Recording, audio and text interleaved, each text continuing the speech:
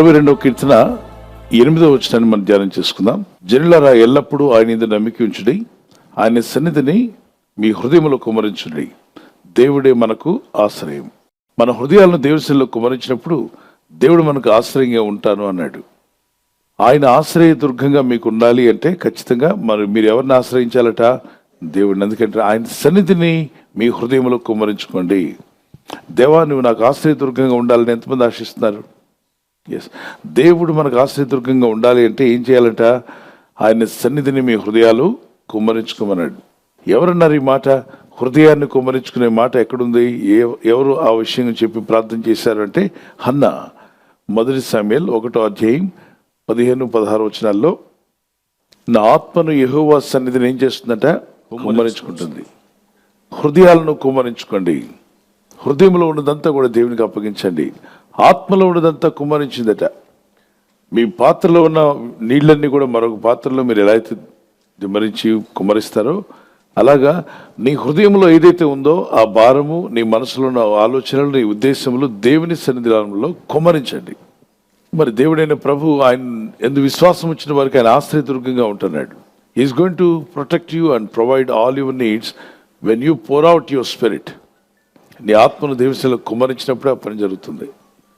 ఒక 17 ఏళ్ల యవనస్తుడు చనిపోయే పరిస్థితిలో ఉన్నాడు. డాక్టర్స్ అతనికి 3 నెలల కంటే ఎక్కువ బతకలేవన్నారు. డాక్టర్స్ మీకు ఆపరేషన్ చేసే అవకాశం కూడా లేదు, నువ్వు almost near to close to death, నీకు తెలిసిన వాళ్ళందరితో మాట్లాడుకో, ఎవరెవరిని చూడాలనుకుంటున్నావు చూడు, ఎందుకంటే నీకు మిగిలిన రోజులు కొద్ది రోజులు మాత్రమే ఉన్నాయి. సో ఈ లోకంలో నువ్వు జీవించగలిగింది కొద్ది దినాలే కాబట్టి మేమేం చేయలేము అని చెప్పి చేతులు ఎత్తేసారు. ఇంటికి వెళ్ళి తన మతం ఏదైతే ఏ రిలీజన్లో ఉన్నాడో ఆ రిలీజన్ గురించి, ఆ రిలీజన్లో ఉన్న తను నమ్మిన దైవాలను మొరపెట్టడం ప్రారంభించాడు. ఎంత మొరపెట్టినా సమాధానం రావట్లా. అప్పుడు అడిగాడంట, దేవుళ్ళారా మీరేమైనా వెకేషన్కి వెళ్ళారా అని అడిగాడంట.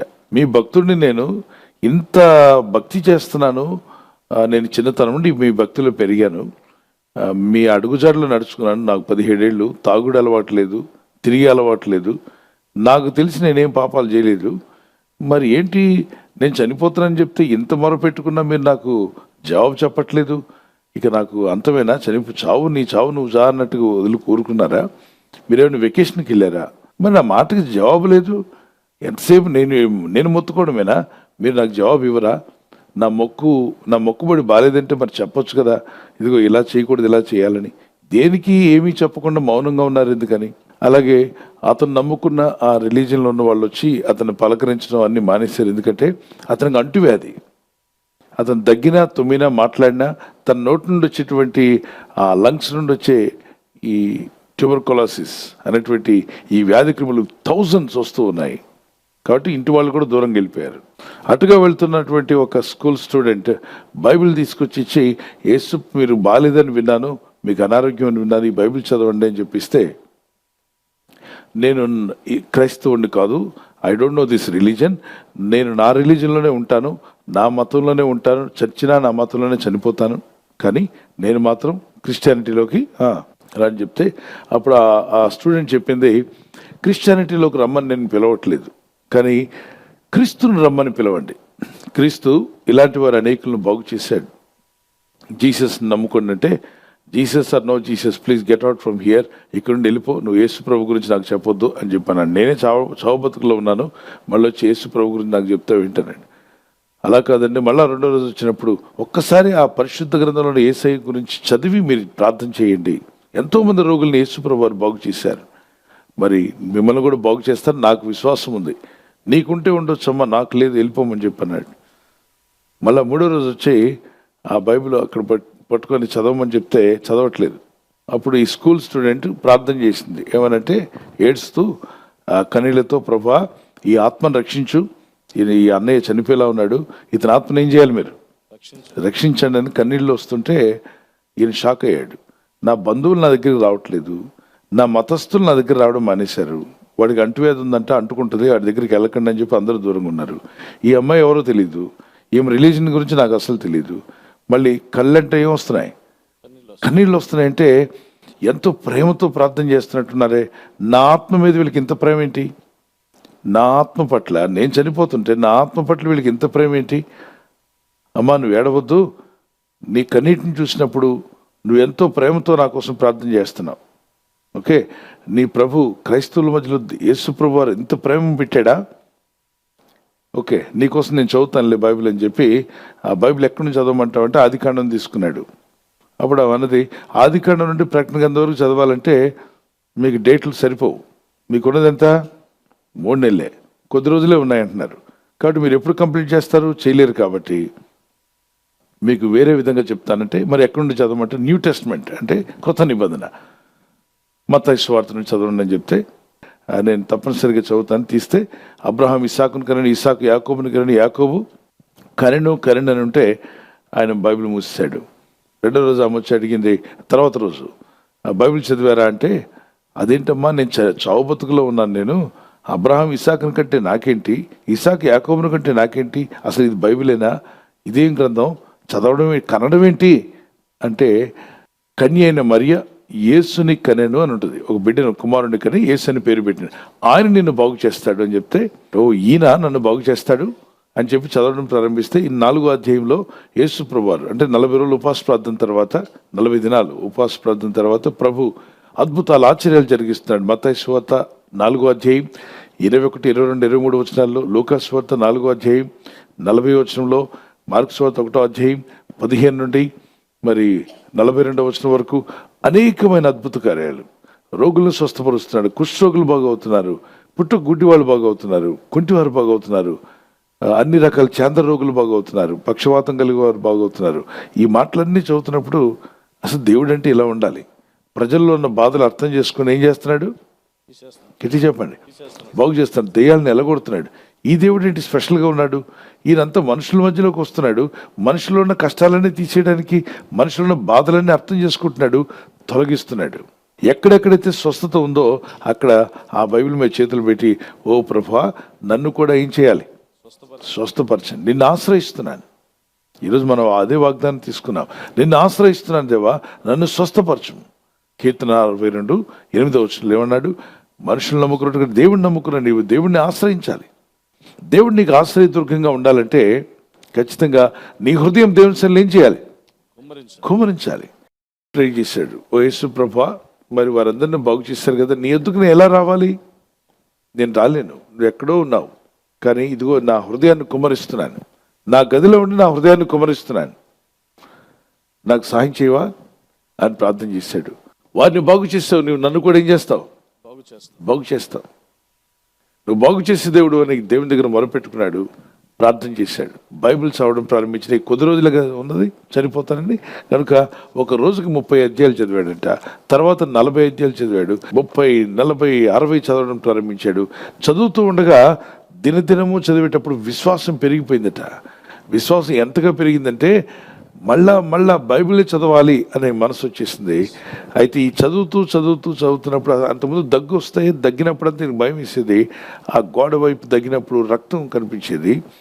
ఆ గదంతా కూడా అందుకే ఎవరు లోపలికి వెళ్ళడం మానేశారు. ఎందుకంటే ఆ ట్యూబర్కులోసిస్ క్రిములన్నీ కూడా ఉంటాయి, అవి ఇతరులకు అంటుకుంటాయి. ఆ రోజులు అంటువ్యాధి, క్షయవ్యాధి, టీబీ రోగం అనేది.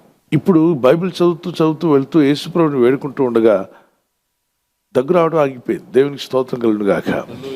ఊపిరి ఇంతకుముందు అలా ఊపిరి పీల్చుకోవడం కష్టపడేవాట. అలా గుండె నిండా అంటే ఊపిరి పీల్చుకోవడం అంటారు కదా, లంగ్స్ నిండా పీల్చుకోవడం, ఊపిరితిత్తుల నిండా పీల్చుకోవడం చాలా కష్టంగా ఉండేది. చిన్న ఊపిరి ఉండేవాడు. ఇప్పుడు ఊపిరి ఆడుతుంది. బైబిల్ 40 అధ్యాయాలు 60 అధ్యాయాలు చదువుతూ ప్రార్థన చేయడం ప్రారంభించాడు. 3 నెలలు దాటింది, 4 నెలలు వచ్చింది, చనిపోలేదు. 5వ నెల, 6వ నెలకు దగ్గు అసలు రావడమే మానేసింది. ఆ తర్వాత లంగ్స్ అంతా ఫ్రీ అనిపించింది. ఎంతో నొప్పిగా ఉండేదట, నొప్పి అంతా పోయింది. ఫ్రీ అయిపోయాడు, లేచి నడుస్తున్నాడు. తన రూమ్ అంతా తను క్లీన్ చేసేసుకున్నాడు, వాష్అవుట్ చేశాడు. ఆ రూమ్లో ఉన్న మ్యాట్లన్నీ కూడా మార్చేశాడు. బైబిల్ చదువుతున్నాడు. అడిగాడంటే వాడు నాన్న వచ్చి, ఏమిట్రా వేరే మత గ్రంథం చదువుతున్నావని. 3 నెలలకు పోవాల్సిన శాలరీ. నేనేమన్నా 3 నెలలకు పోతాను, నువ్వు కూడా నా రూమ్లోకి రాలే. అలాంటిది ఈ బైబిల్ చదవబట్టే కదా ఇన్నాళ్ళు బతికాను. 7వ నెలకు వచ్చాను, ఆ దేవుడు నన్ను బాగు చేశాడు. యేసు ప్రభు దగ్గర ఏం చేసావు నువ్వు యేసు ప్రభుకి అని అంటే, ఏమైనా పూజ చేసావా, పూలు తీసుకెళ్ళావా, మరి ఏమైనా పెట్టావు ఆయన ముందు? ఏం చేసాడు? ఏం చేయలే. ఆయన పుస్తకం చదివాను, బైబిల్. ఆ ప్రభువా నన్ను కనికరించమని నా హృదయాన్ని దేవునిలో కుమ్మరించుకున్నాను. అంతమందిని బాగు చేసావుగా, నన్ను కూడా బాగు చేయమని వేడుకున్నాను. దేవుడు నన్ను బాగు చేశాడు. నాకు బైబిల్ చదవకుండా ఉండలేనన్నట్ట. ఆ యవనస్తుడు 17 ఏళ్ళకు చనిపోవలసిన వాడు 86 సంవత్సరాల వరకు దేవుని సేవలో ఉంటూ, సాక్షిగా ఉంటూ 7 లక్షల మంది సంఘానికి కాపరయ్యాడు. దేవునికి స్తోత్రం కలుగును గాక. ఎన్ని లక్షల మంది? ఇవ్వండి, దేవుడి అంకించావు. ఈయన చనిపోవాల్సిన స్థితిలో ఉన్నటువంటి వ్యక్తి, ఈయన బ్రతికి 86 సంవత్సరాల పైన దేవుని సేవలో ఉండడానికి దేవుడు కృపనిచ్చాడు. సంఘాన్ని కట్టాడు. అనేక మంది దేవుడిని నమ్ముకోవడానికి అతను కారకుడయ్యాడు. చెప్తాడు, యేసు ప్రభు సజీవుడు అని చెప్పడానికి నేనే రుజువు. చావాల్సిన సేవ అయిపోయిన నేను సజీవుడిగా దేవుడు నన్ను మార్చాడు, నన్ను బతికించాడు.